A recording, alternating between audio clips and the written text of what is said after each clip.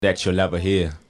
My orations rarely command overt ovations or demand that poetry fans stand and loudly cheer when I walk in poetry spots amongst the perms, the bald heads, the head wraps, and the dreadlocks. With other poets I strike conversation and not fear in their hearts, 'cause that's not why I came here. I usually have a message in my soul that I just can't seem to hold. That's why I speak slow, speak loud, and speak clear. So forget slams and forget poems about how great I am.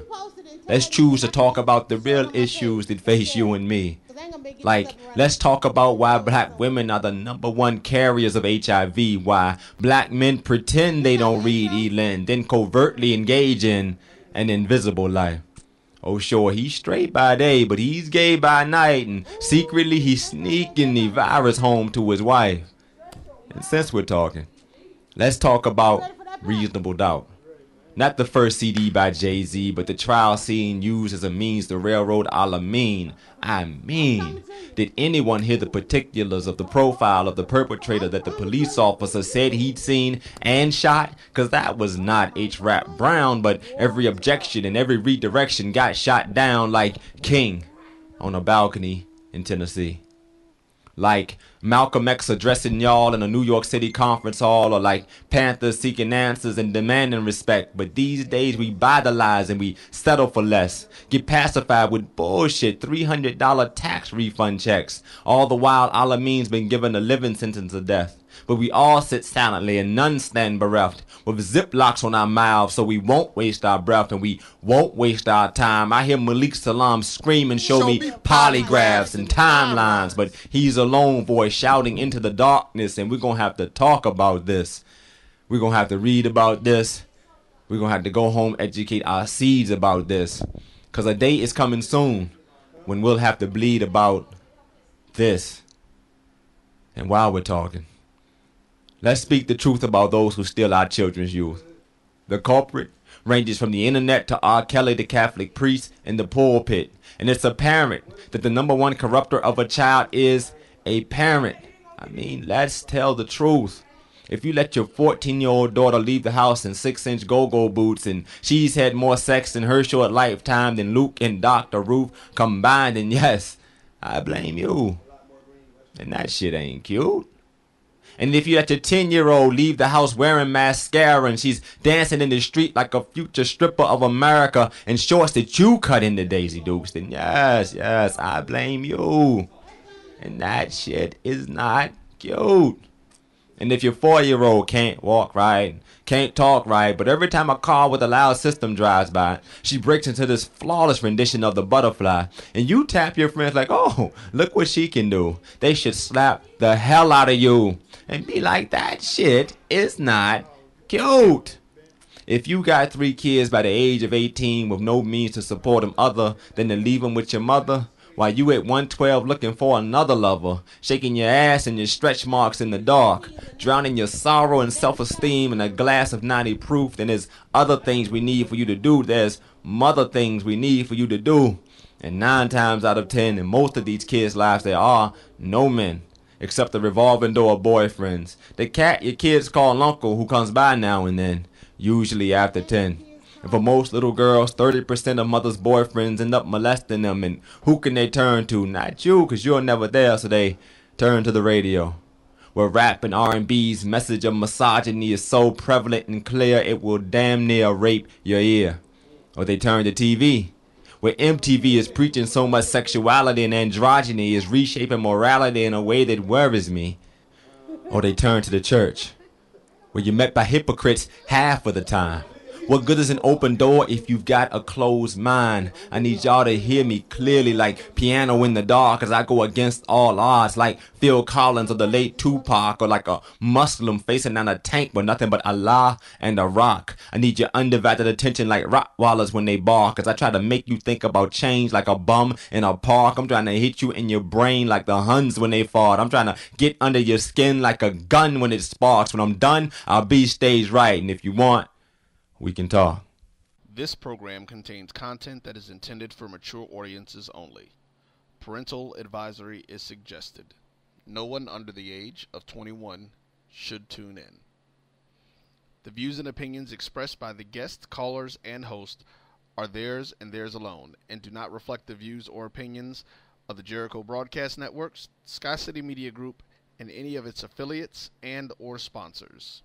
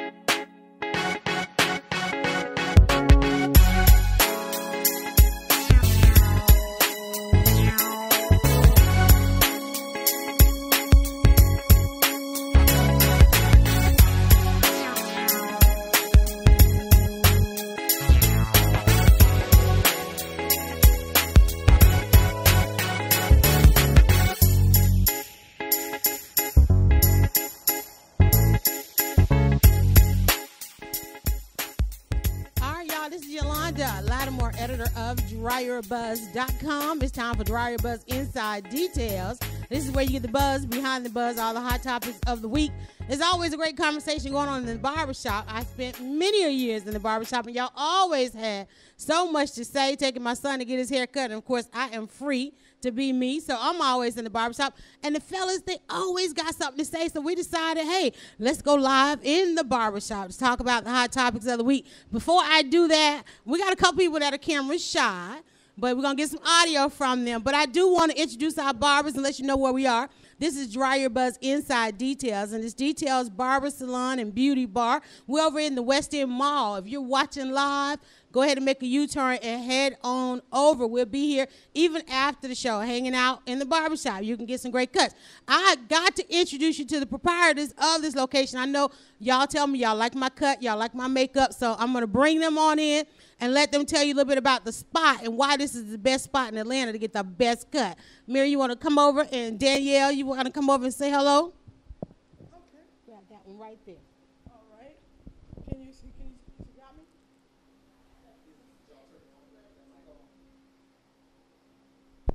Oh, there I am. Hello? Okay. This will be Miriam Coleman. And I'm Danielle Bessalou. And this is my hair. This is my makeup. I'm the makeup artist here at Details Barber Salon and Beauty Bar. And I'm a master barber here at Details Barber Salon and Beauty Bar, and we are located in the West End Mall at 846B Oak Street, where you can come and get glammed. What are your hours? Our hours. Thank you, Yolanda. You're welcome. Oh. Well, our hours are from 9 to 7, Monday through Friday. We're here from 8 to 5 on Saturdays. Well, for me, 8 to 5. But the shop is open from 8 to 10 on Saturdays. That will be our hours. And Danielle Bessalou hours are pretty much the same, 9 till 7, and on Saturdays from 8 to 5. We're just trying to bring a new experience to the West End. Now, you're not new to it. No, I'm not new. Because you've been here how many years? 16. 16, but owner and proprietor. Yes. You guys did a grand opening last year. On our 1 year. We're coming up on our 1 year anniversary, September 20 something. Ish. Yes, ish. Yes. But our 1 year anniversary will be here sometime in September, the last weekend in September. So you guys go ahead and put that on your calendars. We'll be having a big shindig shebang for that. And if you're looking to get one of the best cuts in Atlanta, Details is the place to be. I'm Miriam Coleman again. I'm very well known throughout the city of Atlanta, especially for my haircutting skills. And if you want the best cut, whatever it is, hot towel service, fades, mohawks, whatever it is, come see me. And my staff, which will be Mr. Paps. I have Robert Bronner, and I have Parrish. So please come visit us at Details. All right, we want to pass the mic back because my guest here. Now, this is what we do. Everybody knows at Dryerbuzz.com, we're all about great debates. We always are having wonderful topics all over Atlanta. And so being here today, I'm going to throw out some topics. Now, the way a debate works, I'm going to have team 1 is going to be on this side, and team 2 is going to be on this side. Now, sometimes it gets heated. Sometimes it gets passionate. Everybody want to jump in. You just grab a mic and go. Now, we were talking earlier. There's always great conversation before the show starts. I've been trying to tell everybody, hold on till the show starts. There's 2 things out there right now. One is Bobby Christina, and the other one is Kim Kardashian not knowing how to be a black mom. I mean, it's just that simple. I mean, she has... okay, but that's not the... Look, how you going to go back in the corner and be yelling out over there? Here, come on and get it. Come on and get in the chair. Because, I mean, you can't get behind the camera and then yelling out. But see, the situation has become, she has a Armenian brown baby. And so there is always a protocol to raising a brown kid. And she's learning the reaction of people to her baby. She just talked about the incident of them flying back from Vienna and waking up and the lady screaming about the fact that she got a brown baby and going in on Kanye and all of this. Now, we also had another incident where a lady had a brown baby on the plane and the baby was slapped. Okay, remember that? And everybody was like, well, okay, how? Now, look, you done said you didn't want to be all up in it, but don't make me pass you the microphone. See, this is barbershop, though, but this is barbershop talk. Can we hear him, or do we need to mic him as well? Look. But we also had a situation of another lady who had a brown baby on the plane. The baby was slapped. So there is some protocol. And people wanted to know was, okay, how did both of these mothers come off that plane and not show out like a brown mother would? Well, here's my question. What is the protocol for all the other biracial children with white mamas? And why are they not speaking up to help these 2 women out and raising these kids? Well, that's what we want to know. But help them do what? Help them deal with this new stress. She said this new stress. Kim Kardashian says this is an awakening for her. In her blog post, she said herself, she had no idea, even though she done dated all these brothers, and apparently y'all don't want to tell her. See, which is a problem, because in my opinion, you shouldn't be dating someone that you can't identify with. And that's what she said. Even though she's been dating these brothers from the get-go. But that's my whole thing. It wasn't until she had a baby by one that she realized there was true racism. Right, because racism doesn't affect you until it affects you.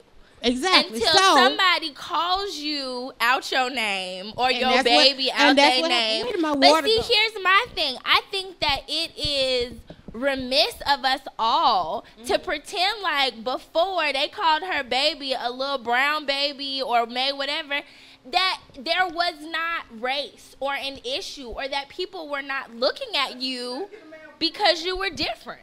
We come with a Melvin. All right, you gonna pass the microphone? I need to pass the mic. We're going to pass the mic. Okay, let's get Go ahead. Come on, step in. Tell us, give us your name. I'm Pastor Wilson, Desmond Wilson.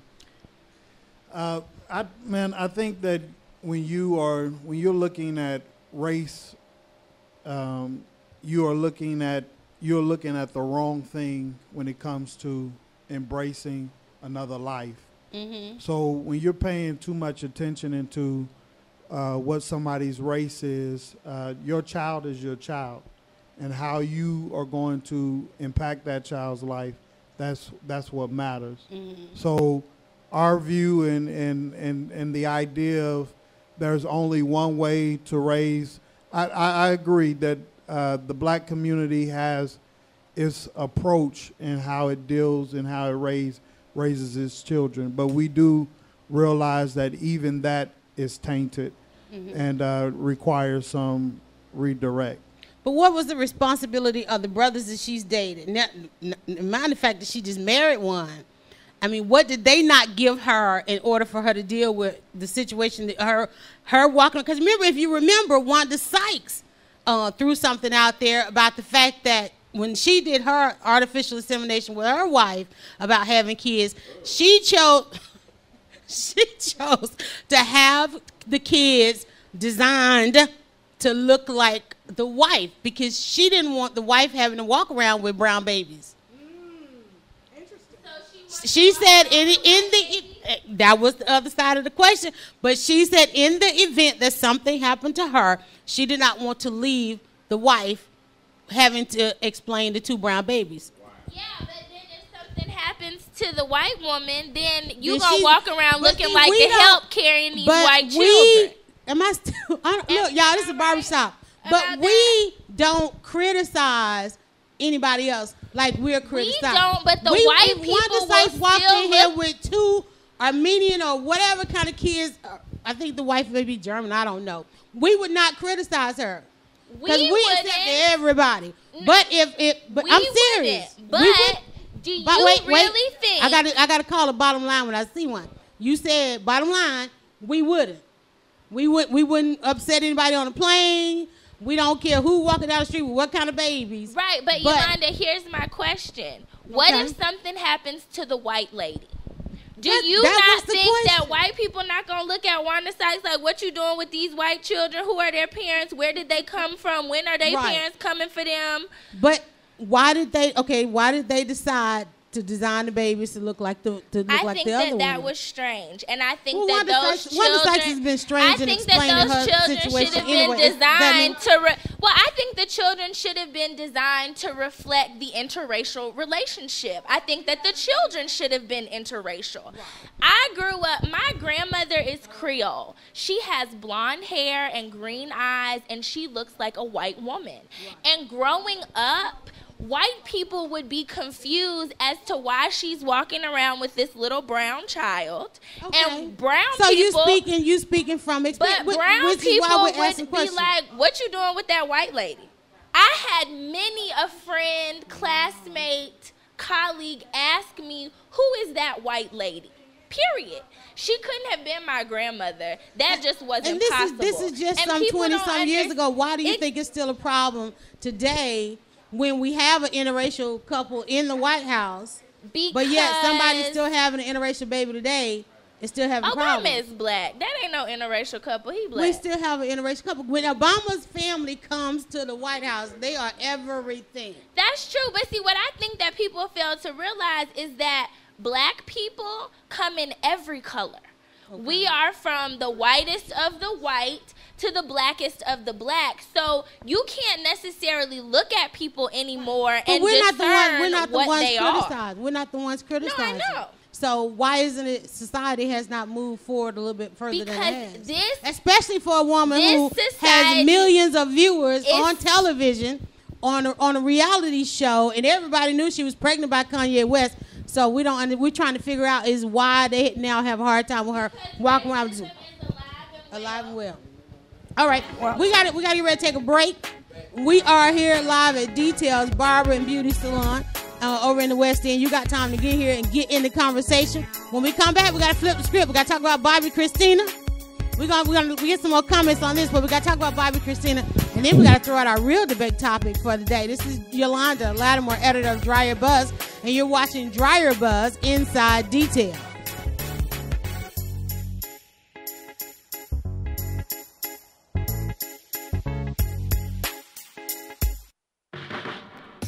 Everyone needs a way to add gold to their financial portfolio. Carrot Bars International makes gold affordable to the masses with the freegoldplan.com. Get gold in 24-karat 999.9% pure gold bullion in small, affordable weights. Save your money in gold and even get paid to share with others how to do the same. No broker fees, no setup fees, and with referrals, your gold can be free. Go to thefreegoldplan.com. That's thefreegoldplan.com now. Tap Out Studios of Hollywood is one of Atlanta's newest visual and performing arts centers designed for you to perfect your creativity. Our 3,000 square foot event space includes a full bar, VIP section, movie screen, and 2 stages. Take advantage of our Spring Fling package deal for new and existing clients. Save over 40% when you rent our venue for $700 for events with more than 100 people. For booking information, contact Kendra at 404-578-1454. Located less than a half a mile off of I-20 off Fulton Industrial, we are Tap Out Studios of Hollywood, 620 Interchange Drive. Tap Out Studios of Hollywood, inspiring creativity, changing lives, and making dreams come true.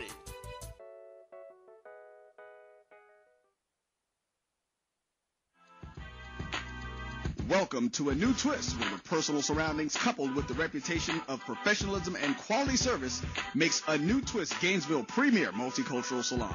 Committed to creating a unique look for each individual, the incredible New Twist design team will thoroughly explore your wants and needs for your hair. Whether you're a full-time mom, a new executive, a student, or just a person on the go, from cut and color to style and set to braids and locks, a New Twist will find the look that fits your lifestyle. So check them out online at anutwist.com. That's anewtwist.com. Also, if you're in the Gainesville area, stop by and see them. 813 West University Avenue, Gainesville, Florida. Give them a call at 352-373-3300. The hours of operation are Tuesday through Friday, 10 a.m. to 7 p.m., and Saturday, 10 a.m. to 3 p.m. A New Twist Salon, putting a new twist on the same old you.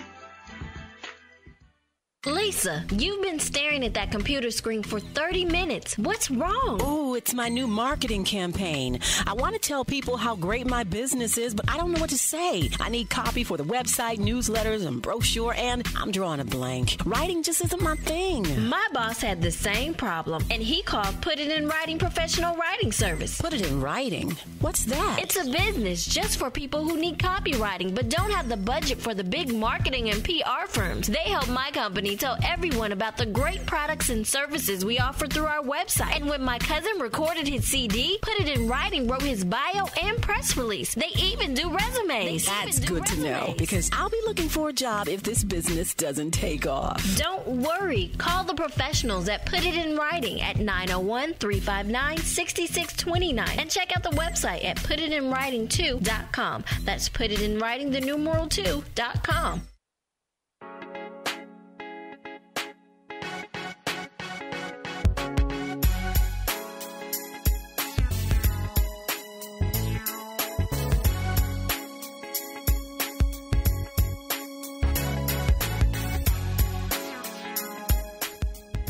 This is Yolanda Lattimore, editor of Dryerbuzz.com, and this is a live edition of Dryerbuzz Inside Details, and this is where we're going to be on Wednesdays, okay? Wednesdays, we're going live at 3 p.m., always a great debate, bringing you the conversation that's already going on in the barbershop, and we throw a little bit of something into the mix.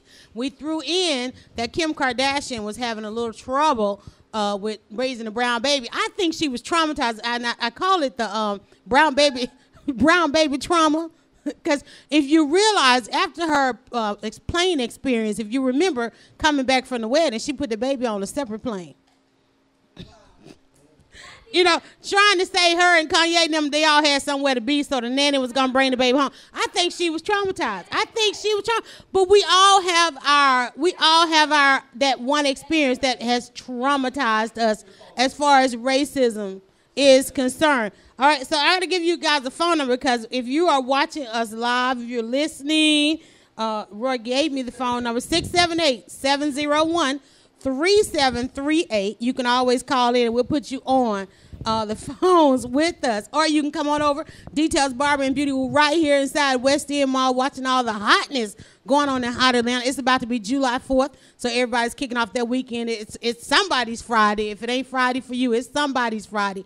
But this is what we do when you come in and get in the barbershop. You have a great debate. Now, we're gonna let Kim Kardashian go. We're going to go to this next topic before we get into our main topic. Now, the main topic for the day is we're going to tackle this subject that these fellas talk about in the barbershop all the time. I hear them. They're always trying to say a woman can't raise a man, but most men are raised by women. So we want to know what's up with that. Before we get into that, Bobby Christina. As you know, there's a Lifetime movie coming out, and I'm so glad it's going to be directed by Angela Bassett, who is very serious about the roles that she takes, and it knows that she's gonna get behind the camera on this one, not in front of the camera, but behind the camera. That lets us know that we're gonna get a wonderful story about Whitney Houston. They're gonna deal with the drug issue just a little bit in the death, but Bobby Christina had the audacity to think that she should play Whitney Houston. Never mind the fact that she looked a whole lot like Bobby Brown, okay? But she thought, for some reason, she had the acting craft and the skills to step into. Now, this could be an iconic role. So we want to talk about why Bobby Christina is still crazy. But who do you think should? And I think they did announce who was going to play it, and the name is slipping my mind though. But what do you think about Bobby Christina? And do you think that she should have more control over what images we see of Whitney going forward? Is she strong enough to do that? We're going to start with you because you want to jump in. Go ahead. You got the mic. It's hot. I'm not good with the microphone. But anyway, what you saying now? What else? Bobby Christina. Right. Should she have some kind of control over what images we see of Whitney? Why does she think she can act? Why does she think she should play Whitney Houston? She don't. I don't know. She not. She did any acting classes? Well, that's what everybody was trying to tell her. And as a matter of fact, Angela Bassett came out with a comment and said, look, little girl, okay, acting is a craft. Right. Okay, it is a skill. If she wants somebody to see her mom in a certain way. Well, see, Tyler Perry threw her up in a show. If she wants to see her mom in a certain way, she should let an appropriate type of actress play her mom. Exactly. And I think Angela Bassett is going to do an awesome job with this. For real. But what do we say to her family about, look, y'all just go somewhere and sit down, because I don't think they should have the control over her images right now. What do y'all think? Right. And this is our debate team 1 and debate team 2. We can pass the mic and talk about it.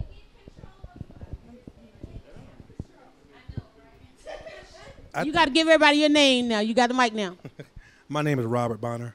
And Robert, you're one of the best barbers up in here too. So when are you here? Let everybody know when you're here so they can come in and ask for you. I'm here every day except Sundays. Okay. From 9 till about 7. What's your best cut? Look at that. There you go. Okay, now what do you have to say about Bobby Christina? I think that the family should have input on what images are out there. The same family that had input on her doing the cocaine. But go ahead. I'm sorry. Hey, that's just my opinion. They should have the image, but as far as Bobby Christina acting, I don't think so. I don't think so. Okay, so she should not try to be up in, and she could be up in there as an extra somewhere, right? Shouldn't she get a chance to be an extra in the movie? But you can't play Whitney Houston. Yeah, but I think the family should have some input. But as long as they tell the truth, don't try to sugarcoat it.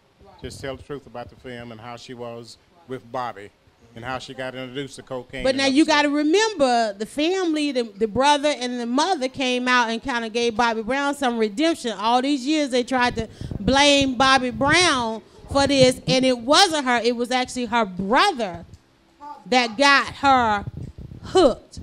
Her brother. I heard that. It was not Bobby Brown. Did you? Exactly. I think way before Bobby Brown. But how big of a man is Bobby that all of these years he allowed people to let him take the blame so that she could have some dignity, you know?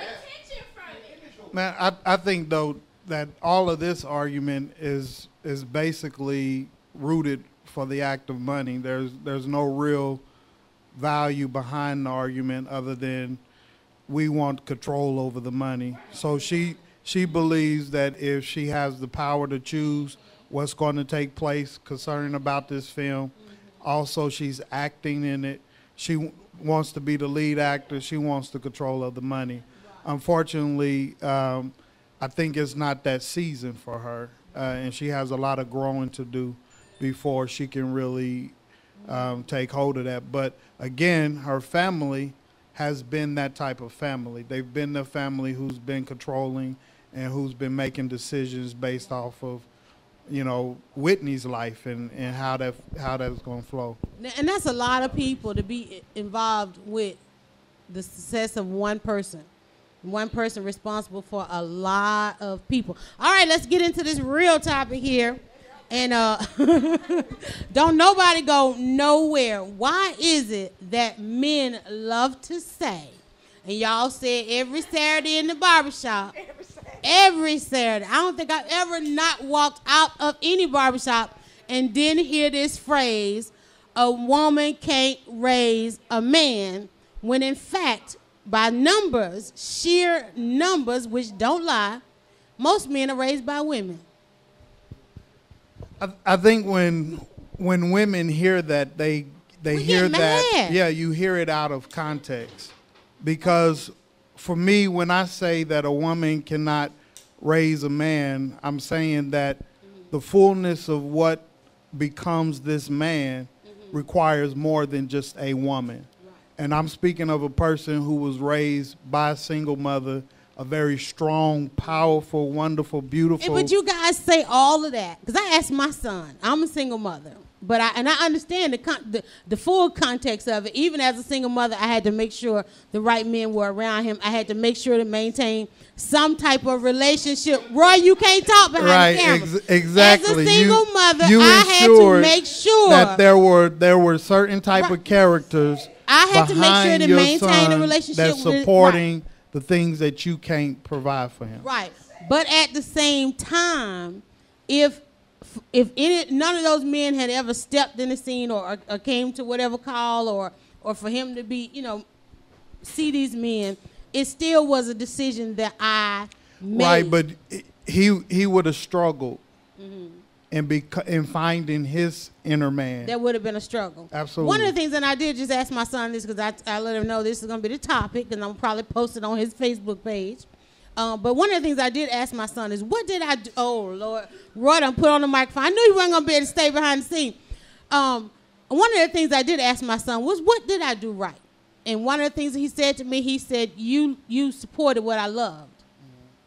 That, I was like, okay, that's bam, that's it. So that's what I tell other women, because what's happening in this single mother journey of ours is that 50% of the women who do have good sons and have done it right are not talking to the other women.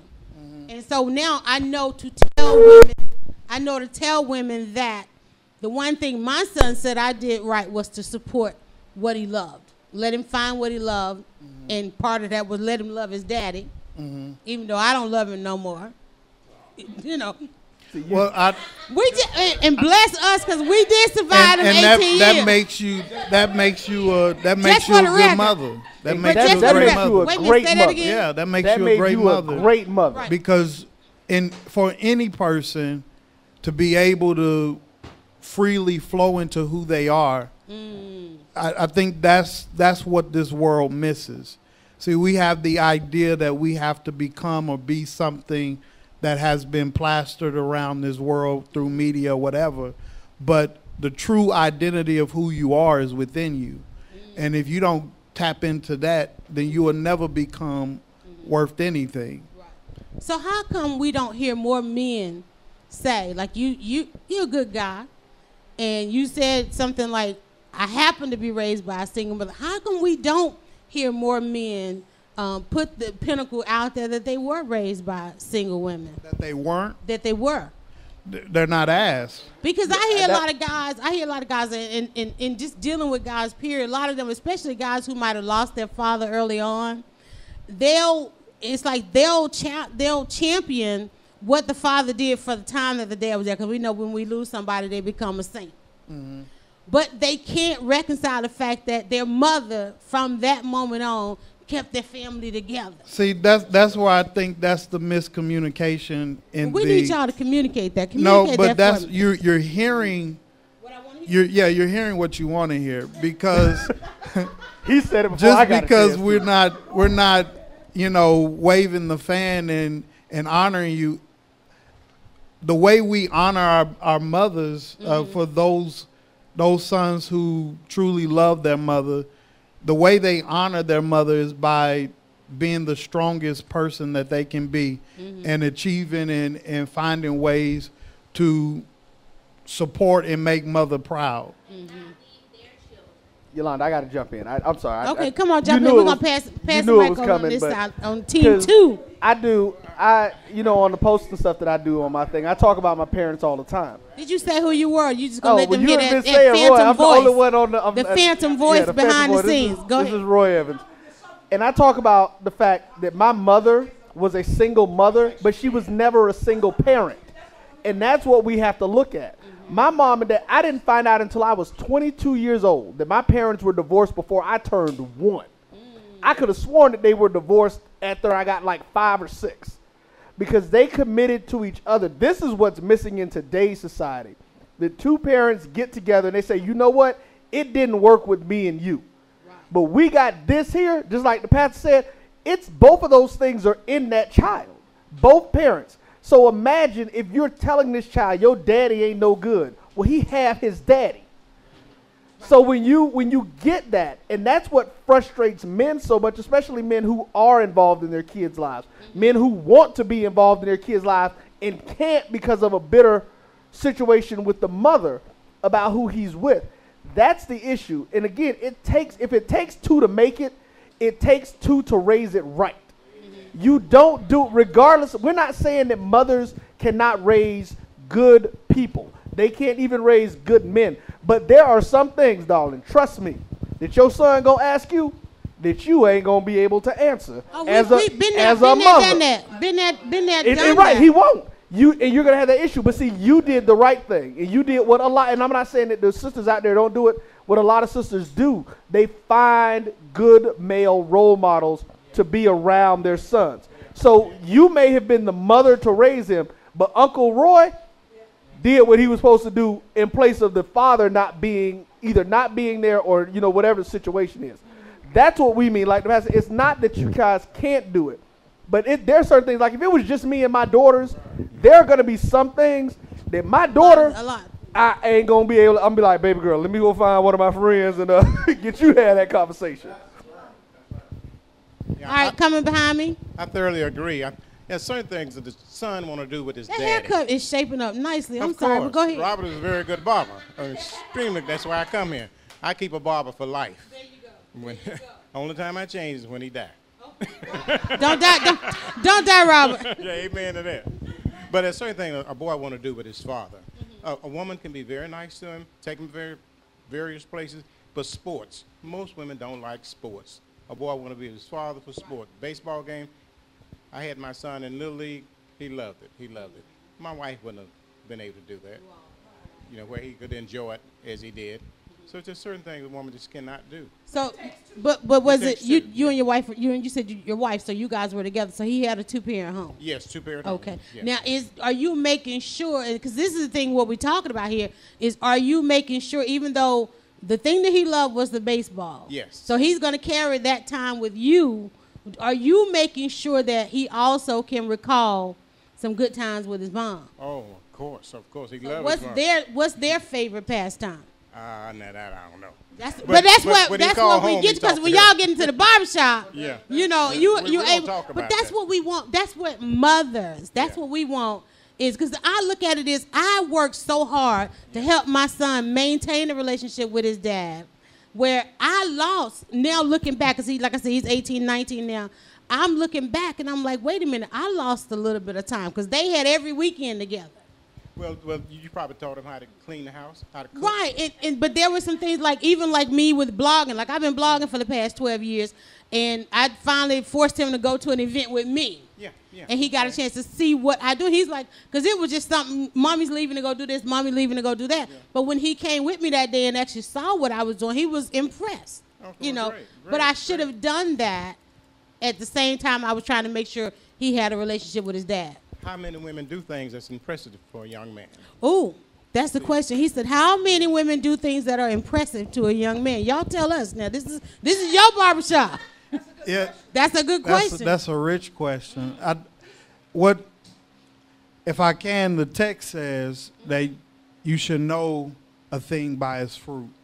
So whatever this tree produce, and as I hear you talk, I'm hearing you say that, you've done all that you could do for your son, but you're not sure if he recognizes or connects what I did, what you've done. Because I think as a mother, there were some things I did behind the scenes. But you should I know. don't get the credit. You should know by his fruit. Don't look for the accolades. Look for what he produces, how he functions, the decisions he makes. That's what's going to show you truth to. Yeah. And I think it came out in the conversation that we had, like when I was able to say to him, what did I do right? And he said, you supported what I loved. And that was enough for me. But, you know, I'm still like looking back. It's like, Dad, I probably should have had a few more memories. You know, I'm jealous. Come on, jump in. We're going to give Danielle the mic in a sec. Go ahead. I just wanted to add to that I think the most important thing is not so much about the parents, it's more so about the child. Because when both parents are present, you have a balance. You know, you have mother and you have father. You have what father can contribute to the child and bring that side of the world for them a reality. And you have what the mother can bring to that child and make that part of their world a reality. But when one is missing, it's like half of the world is missing. My daughter right now, she acts up a lot because some things went on between me and her mom, and it kept me from being there. So now I'm back in my daughter's life, and we're having to fix a lot of the problems that were created because of the distance. You know, so the most important thing to me is the child. What can we contribute to that child to make that child be who they're supposed to be when they grow up? Yolanda, the mic's supposed to be going to Danielle. I want to say something on the way over there. Let's let Danielle jump back in. And this to you, because people who know me, look, I talk about my mom. I talk about her on my Facebook page and different things. I'm going to tell you when you're going to recognize it. You may not hear it, because that's one of the things that, of course, women even say that about grown men, that we don't express a lot of what we feel, probably as much as we should. But I ran into that's what we're getting to, because like I said, you hear the phrase. He was trying to put it back in context, but we still, moms ain't y'all ain't expressing it enough. But here's the thing, and this is something that I recognized. I knew that I was doing it, but it did not hit me until I met someone, and I met this young lady, and we had just started having a conversation, and I realized that the things that I was most attracted to with her were the best qualities of my mother. Especially in this digital age of everybody wanting to say, it's Friday, I'm about to turn up, and I'm about to do this. And I thought back on the other women that I had been, since my divorce, that I had been interested in. And it was always those who were like, when you see them with pictures of their son or their daughters, me and my kids, I'm turned up. We on the couch watching Toy Story. We doing it, you know, because I had my best memories, and anybody would tell you, is Friday nights. Me, my mama, cheeseburgers, CBS, and tater tots on the couch. That was our Friday. My mama wasn't out in the club. She wasn't out doing that. She went out with her friends, but that was my time. So when you explain to a woman that's what a date with Roy looks like, what did she say? Oh, you done read my stuff, girl. You know, we on the couch, cuddled up, watching the movies, eating pizza. That's another. Don't say it. We're gonna wrap up #date Roy, but we're gonna wrap up the next debate topic, because I wanted to talk about it. It just slipped my mind, but I want to let Danielle jump in. Well, I just wanted to say that I think for children, what makes a difference is seeing that both of your parents want you, are interested in you, want to spend time with you. And I think a lot of times for a man to make the comment, women don't know how to raise men, well, if you guys were there, we wouldn't have to raise them by ourselves. And the same way that women go to court to get child support and all of that, a man can go to court and get visitation for his child. I don't care how ugly the woman acts or what it is. If you want to see your child, you will make a way to see them. So all of those excuses, the woman this, the woman that, just like it took two of y'all, it's always going to take two. So don't blame her for what you not doing as a man. Period. Period. Okay, now here's a spiel that was the question put out by the women. No, the men. Women and men. Here's the next part of the debate. They want to know, this is what's sent in to me, is that why is it that a woman will put up with a married man but not a mama's boy? You can share a man with his wife, but you won't share a man with his mother. And they want to know what is the conversation in the barbershop. Now, Roy just alluded to the fact that he has realized that the most things that he's attracted to in a woman are some qualities of his mother. Because they know they can probably you got a bunch of women out there. If the guy says he got to go do something for his mother, he gonna spend some time with his mother. They frown on that, but yet they'll date a married man all day. Because you ain't coming between that man and his question. mama. We took one debate question from the women. Why men always say a woman can't raise a man when most men are raised by women. And the fellas want to know, why is it that the women would date a married man but won't share a man with his mother? Okay, I'm going to jump in real quick before y'all say this, because I got a philosophy, and I tell my female friends this all the time. There is a difference between a man who cares for and loves his mother and a mama's boy. I tell my female friends, run away from a mama's boy, because he has yet to become a man. If he's the true definition of a mama's boy, right, he ain't making no decisions for himself. Mama controlling everything, because you've got to be able to separate. Okay, I love my mama to death. We're not talking about him. We're talking about men who are just they in that love point of life. For their mother. Okay. They love their mother. They trifling. Who's trifling? The woman is trifling. If she can't understand when a man is in that point of life where he has to then help some things out with his mother. Well, so, even just to piggyback off of what my brother just said, as far as what you recognize, and I think most men who love and honor their mother is going to identify the great qualities of their mother when they're looking for somebody that they're going to end up spending the rest of their life with. So I think if a woman has a problem with that, she may have a problem with herself and the fact that she doesn't really know who she is or why he is with her. And I call that just the self-identity crisis that she's experiencing, and she should get help for it. So now go ahead, jump in. Well, I think that the reason women... I know you hear it in the chair. You hear it in the chair. I hear it all. Okay. But I think that the reason women would deal with a married man and not a mama's boy, and it's going to sound... Because you can always send that man back home to his wife and let him become her little boy. And that's why I think. Because at the end of the day, I hear people say, well, I like that married men because when I'm tired of them, I can send them back home to their wife. So that thing, too, saying is, when I'm tired of them, I can send them back home to their mama. So, and their wives are their mothers. Okay. So that's what I get a lot of. But to me, even that is a devalue of yourself. If you think that all you are worth is caring for a man, right. You're already looking at the relationship then you already wrong. Jacked up. He said jacked up.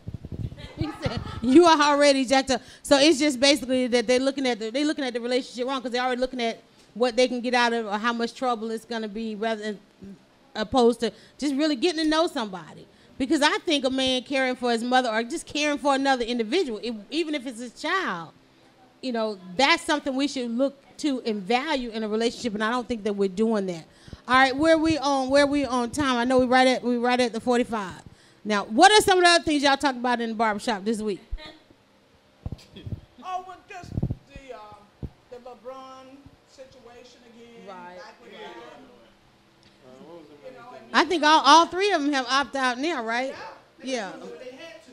Yeah. I think what he's done is very smart.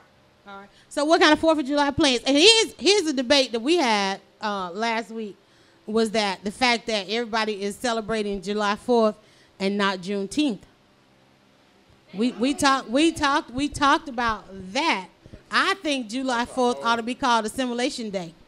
I'm just throwing it out there. It's like if you he said that's a whole nother topic, we can get into it. But that's the thing, because you do have, and in the barbershop you do have so many different levels of people, consciousness and so forth, and people talking about it. So, but it's still Juneteenth kind of, especially over in the West End. I mean, you can't ignore Juneteenth in the West End because you got the big Juneteenth festival.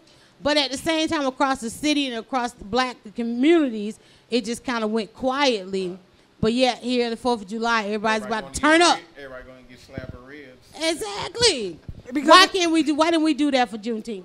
Because you have a whole generation that don't know what Juneteenth is.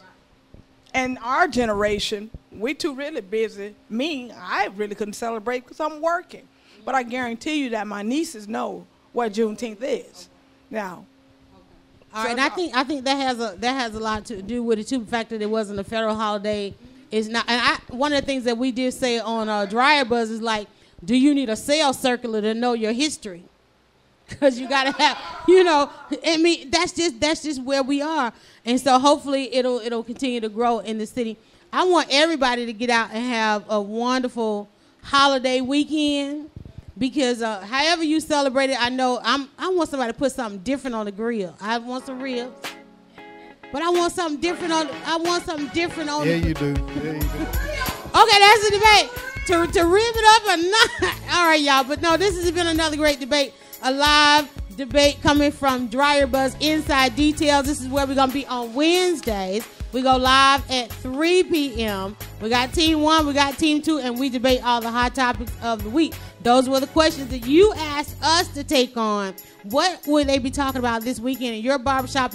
And here's another thing. Everybody want to know, well, Yolanda, why is it not in the salon? Because women trying to protect their edges.